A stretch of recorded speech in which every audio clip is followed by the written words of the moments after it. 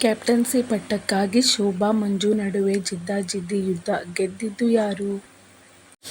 ಕನ್ನಡದ big reality show Bigg Boss season 11 9ನೇ ವಾರಕ್ಕೆ ಕಾಲಿಡುತ್ತಿದೆ. ಇದೇ ಹೊತ್ತಲ್ಲಿ ಬಿಗ್ ಬಾಸ್ ಮನೆಯಲ್ಲಿ ಸ್ಪರ್ಧಿಗಳ ಮಧ್ಯೆ ಕ್ಯಾಪ್ಟನ್ಸಿ ವಿಚಾರಕ್ಕೆ ಜಿದ್ದಾಜಿದ್ದಿ ನಡೆದಿದೆ.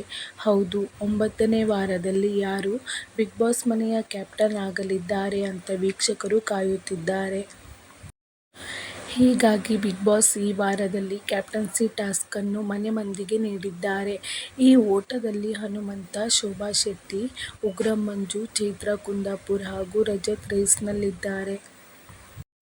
ಇನ್ನು ಒಂದರ ನಂತರ ಒಂದರಂತೆ ಸದಸ್ಯನ ಭಾವಚಿತ್ರ ಇರುವ ಬಿಲ್ಲೆ ಕೆಸರಿನ ಬುಟ್ಟಿಗೆ ಬೀಳಬೇಕು.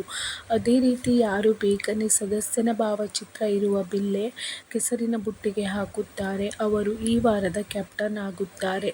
ಇದೇ ಟಾಸ್ಕ್ ಅನ್ನು ಪೂರ್ಣಗೊಳಿಸಿ ಈ ವಾರ ಉಗ್ರಂ ಮಂಜು ಅವರು ಕ್ಯಾಪ್ಟನ್ ಆಗಿದ್ದಾರೆ.